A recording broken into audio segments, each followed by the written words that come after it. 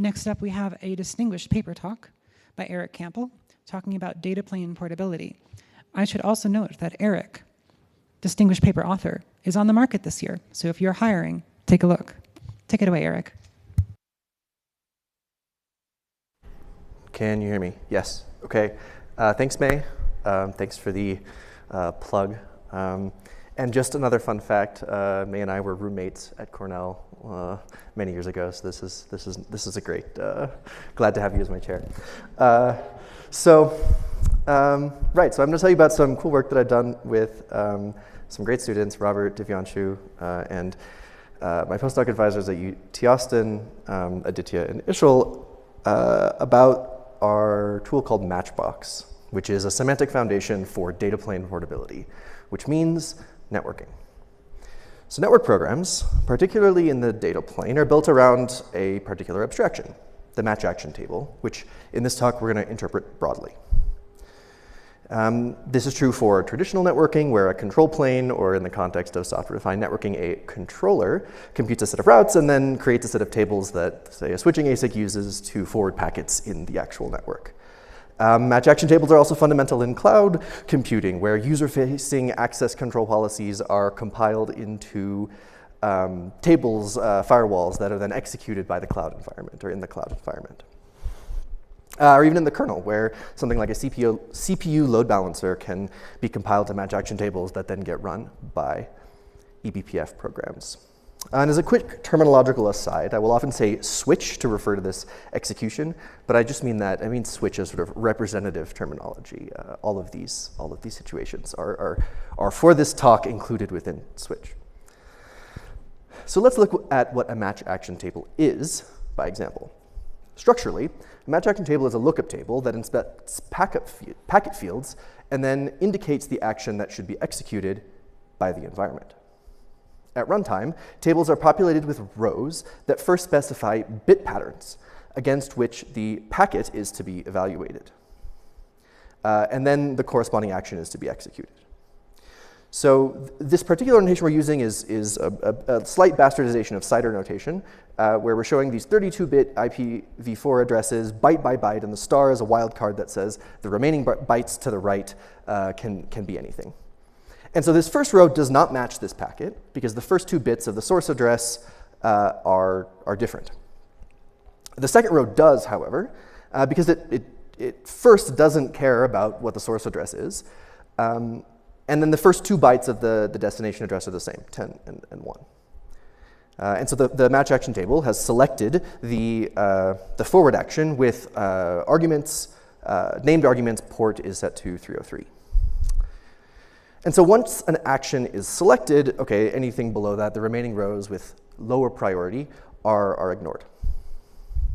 But the problematic, and then the selected action is passed to the environment, which executes the action with these arguments. And what's problematic here is that the environment has a pretty free choice with respect to what these semantics actually mean, which can cause problems when you're trying to reason about multiple switches in the same network. So if I want to support 2 identical seeming switches, this one on the left and this one on the right, these switches are going to interpret the forwarding actions identically. But we're going to start to have trouble with the unknown action. What do we do when we don't know how to forward a packet? And so just for the sake of example, we're going to say that the switch on the left drops packets it doesn't know what to do with, which means the packets fall onto the floor, they're discarded, they cease to exist for the purposes of the talk today. Well, on the right switch, the switch is more curious, and it's going to flood the packet out on all of its ports in a hope that when one of them responds, it can potentially learn what the correct forwarding behavior is. So this is sort of a pattern common in learning switches. But the problem here is that while these match action tables have both the same interface and are literally the same tables, the same data structure, they have completely different meanings, and they do completely different things and serve very different roles in a network.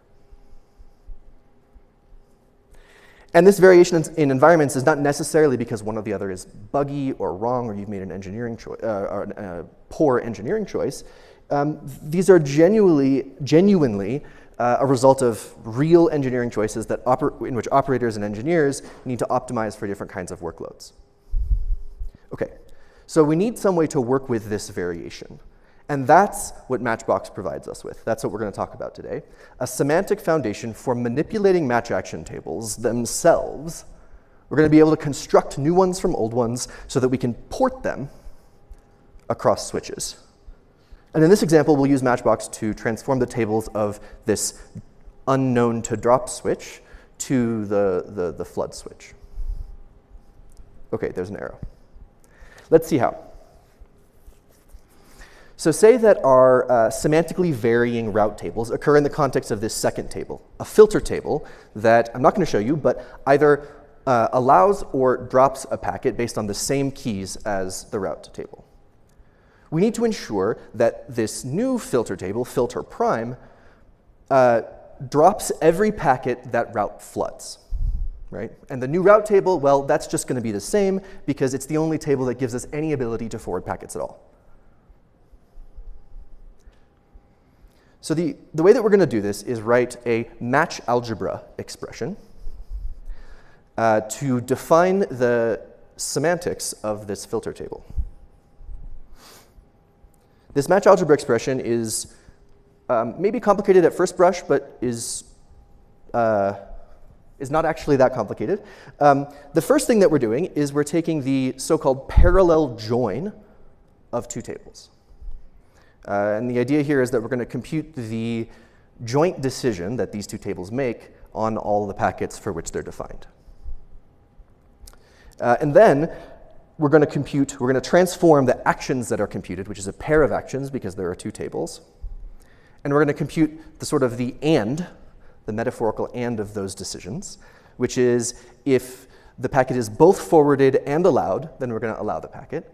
Whereas if it's either dropped, if the route table doesn't know what to do with it, or the filter table drops it, then it will be dropped. And so this has the consequence that floods are dropped by the filter table, which is what we wanted. And this makes the switches sort of equivalent when we populate the switch on the right with this program. Okay, so aside from this match algebra, we need a few other things. The first is a type system, because the match algebra expressions, okay, there's a lot of little details about header fields and bit widths and all that stuff, and we can build a type system for that, but that's not all that interesting. It's sort of just turning the crank. But what is more interesting is that the match algebra expressions may not always express literal tables. So many of the operators, in other words, are not closed under match action tables. And so we develop a type system that ensures that these operators are in fact closed under match action tables when they are well typed. And then finally, we have a monadic compiler. Compiler is a bit of a funny word for it, but we just mean that we're going to use the match algebra term to translate a set of tables into the desired set of tables. And unfortunately, to spare you a barrage of notation and monads, I'm going to skip the monadic compiler and focus on the match algebra, its semantics, and the type system. Let's start with the match algebra. It's fairly concise. It starts with some operators for literal tables, capital T, table variables, lowercase t. We're not going to go into those. Those work exactly as you expect. Table refinement, which we'll talk about, table preference. We're allowed to transform the outputs of tables. We're allowed to manipulate the match conditions of tables. We can do this parallel join that we saw, and we can also compose tables kind of like functions. So let's start with refinement. And specifically, this is domain refinement. And all it does is it says, hey, you have a table. It's actually only going to be defined on this subset of packets. So here I have a table route, and I'm trying to refine it to be defined only on those packets where destination starts with 10. And so if I have a packet that starts with 10, great, it's just the semantics of route. Otherwise, if I have some other packet that doesn't satisfy this, here this one starts with 127 instead of 10, then actually the table doesn't matter. And the behavior is undefined. Because we have undefined behavior, we need some way to compose tables. And we do this with compose tables when they're undefined. And so to this end, we have preferential union, which says, try the thing on the left, the sort of the greater than side, which means that it's preferred. Try the thing on the left, and then if that's undefined, do the thing on the right. So here we're going to run this filter table and say, hey, great, this packet is defined 10.1.9.9. We can allow it. Great. If we can't, if the filter table is not defined on a packet, here it's undefined on 127.0.0.1, then we're going to use this literal table just as an example that matches on everything and then denies the packet, which is sort of a sensible default behavior for a filter to do in sort of the access control pattern. Okay, so next we saw this earlier, but but we can transform output actions and, of course, also their arguments. And to do this, we run a packet through the table just as normal, and then all we do is we execute whatever transformation we've implemented on that action and the arguments. So here we're just saying that if we're going to forward out on port 303, we're going to rewrite that into an action called next, whatever that means. Again, that's for the environment to tell us, and then rename port into hop. And so we get out next hop is 303. Okay. Before I move on, we can also refine and modify the domain, the keys, but that's going to cause us a lot of problems. So we'll do that last, even though sort of on the left it's next. Okay, so the next thing is this union that we saw before. Sorry, not this union, this join that we saw before. And to evaluate on a packet, we run the packet through both tables, filter and route. And with the rules that we get out, what we do is we pair them. And this was actually sort of contentious during the design of this system. Everyone had a different idea of what this pairing operator should be. Some of us were like, this should be sequence, this should be parallel composition, this doesn't make sense. Match action tables only have one action, what's going on? And actually, all of these are true, and that's what makes this hard in some sense, is that match action tables can run multiple actions in parallel. They can actually decide to run them in sequence, or they can be restricted to only a single action. And so our approach here is to just be agnostic and say, this is up to the environment to decide how to interpret what a pair of actions means. But as a result, this means that this join operator is not commutative. If we swap filter and route, then the actions themselves are swapped in the output. And okay, if your execution environment, if your switch does have some commutative semantics here, maybe you can reorder them, but that's not the case in general. Okay, so next to last, we have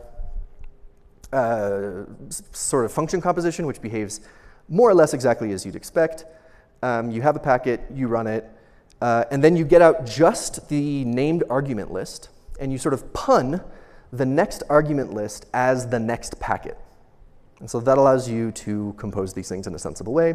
And here, what this example is doing is it's computing a link aggregation group identifier for sets of packets, and then forwarding in the second table grout based on that group. And what we get out is just the second action. We sort of throw away this first action, which sort of corresponds to the use cases that we found. But you can actually recover the original action using parallel join. Okay, so here's where the rubber meets the road. Let's think about transforming the table keys. And now I'm only going to show you the easiest transformation, which is projection, because it gets really hard. It gets even harder when you start thinking about rewriting table keys and all of that. So let's try to just project this table to the destination address. And so morally, this should be easy. We should just take the databases approach and say, okay, we want to remove the source column. Let's just throw away the source column. That works in databases because you have relations, and the data is the relation. But here, we have match action tables are really programs. They're not data. And so what happens is we're kind of taking the pre-image of this projection. We need to find some packet that, that is equivalent to our given packet via projection, and then we run that through the program to get some action. And again, the problem, because this is kind of a pre-image, is that there might be many programs. And so this is what I mean by we're not closed under, like our operations are not closed in match action tables. Okay. A little bit speaking more slowly than I thought I would. So, but this is the point of the type system, right? So the type system is meant to solve this problem. So if we have a table that is a bidirectional firewall, we're going to give it this type that looks at the table keys and says, hey, these keys are sufficient to produce the output. Let's say we have another table that's a firewall that just reads in one direction. It's not bidirectional, maybe because the other direction is deduced. And so to get this ingress table, we sort of throw away that extra information, the rules that correspond to the outgoing traffic, and then we can do our projection.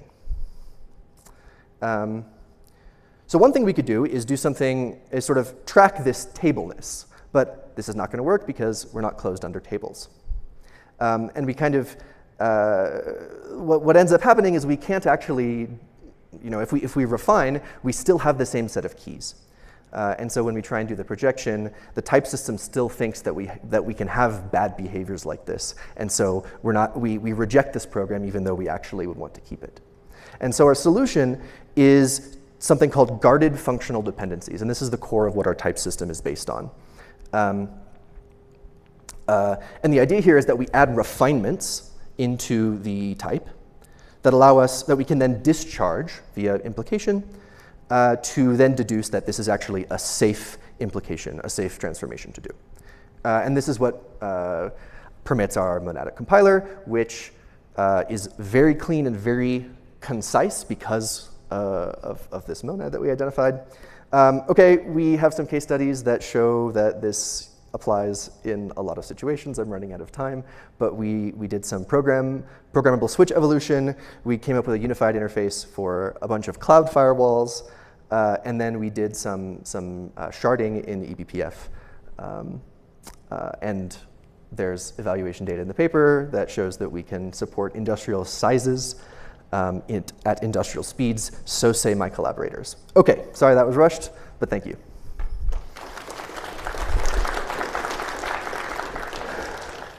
We do have time for some questions.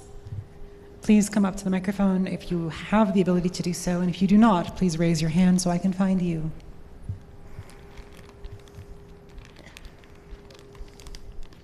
While we're doing this, I don't know who the next speaker is, so please. Great talk and lovely results. Just wondering whether your data planes can support features like tunneling. Sure. They can. Yeah, I mean, your match actions. Can your switches talk between layers? Sure. Yeah. Okay. We're very agnostic in what the data plane actually does. Okay. All we care about is the interface. We're just talking about the match action tables. Okay. So whatever sort of advanced features that exist in the switch itself, that's fine. We can still support tables that manipulate those.